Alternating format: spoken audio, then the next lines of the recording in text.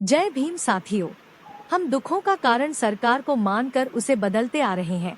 नई सरकार आती है, वह भी वही काम करने लग जाती है जो काम पहली सरकारें करती रही होती है। हम जानते हुए भी जान नहीं पाते कि हमारे दुखों का कारण हमारी व्यवस्था है, उसे बदलने पर कभी काम नहीं करते।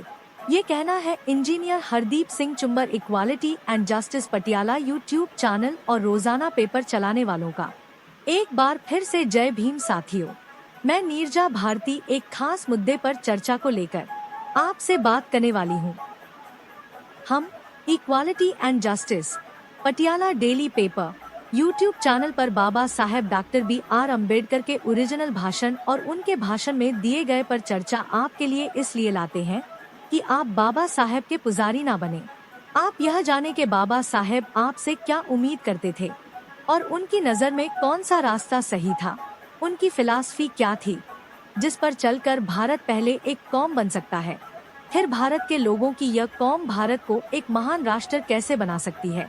इंजीनियर हरदीप सिंह चुम्बर का कहना है, आज आजादी के 78 सालों में काम करके भारत की सभी सरकारों ने भारत के नागरिकों के भीतर बहुत गहरी खाई बना दी है। भारत का संविधान ऐसा करने की इजाजत नहीं देता। संविधान भारत के नागरिकों में जितनी संभव हो सके समानता लाने और इसे स्थापित करने का निर्देश देता है। भारतीय राजनीतिक लोग केवल सरकारें बनाते हैं और चलाते हैं और आपने चहेते लोगों को सरकार में होने के कारण नाजायज लाभ देकर अमीर बनाते आ रहे हैं। इसके बदले में नेताओं के यह अमीर दोस्त इन नेताओं के चुनावों में अरबों रुपए खर्च करके उनकी सरकारें बनवाते आ रहे हैं। SBI के चुनावी बांड खरीदने में सभी राजनीतिक दलों में शामिल है।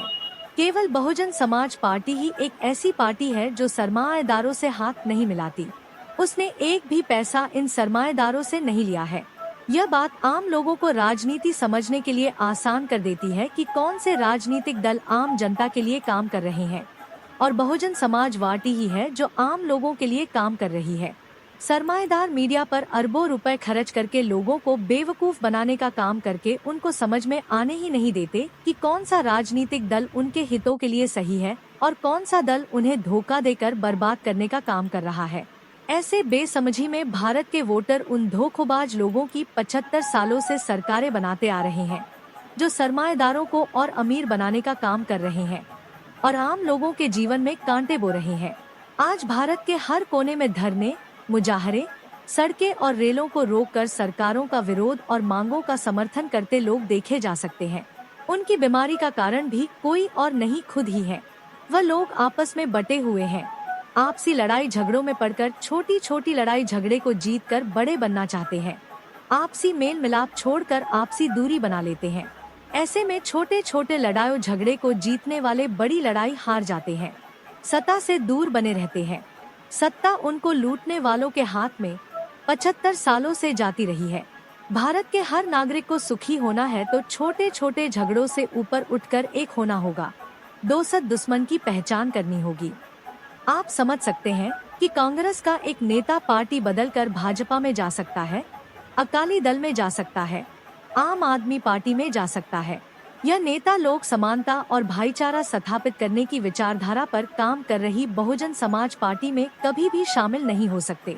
इसका कारण आपको समझना होगा कि इन सभी दलों का अंतिम लक्ष्य एक ही है, यह लोग सरकारें बदलते हैं और भारत की जो सरमाएदारों के पक्ष में काम करने वाली व्यवस्था है उसको बनाकर रखन का कम करने वालों का साथ देते हैं।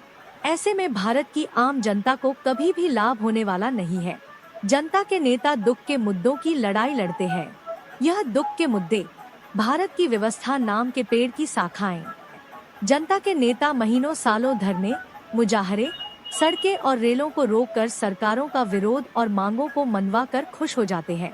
जितने समय में उनकी मांगे पूरी होती है उतने समय में भारत की व्यवस्था नाम के पेड़ पर उनके दुखों की शाखा कई और निकल आती है।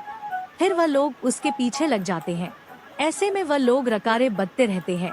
उनके दुखों का कारण जो भारत की व्यवस्था है उसे बदलने में कभी सफल नहीं हो पाते, क्योंकि वह व्यवस्था बदलने के लिए एक नहीं हो पाते। आपने देखा होगा भारत के प्रधानमंत्री विदेश जिस भी देश में जाते हैं उसी देश में उनके सरमाएदार दोस्तों का कारोबार बढ़ जाता है। नई केंद्र की सरकार बनी तो अडानी को सबके सामने लाकर उसकी राय जानने लगे तो क्या कोई बिजनेसमैन अपने आप को कमजोर करने के बारे में राय दे सकता? आप सोच सकते हैं। इसके साथ ही इंजीनियर हरदीप सिंह चुम्बर का आज का भाषण खत्म होता है। आप मुझे नीरजा भारती को अनुमति दें। आप देखते रहे equality and justice, Patiala daily paper YouTube channel. जय भीम, जय भारत, जय संविधान।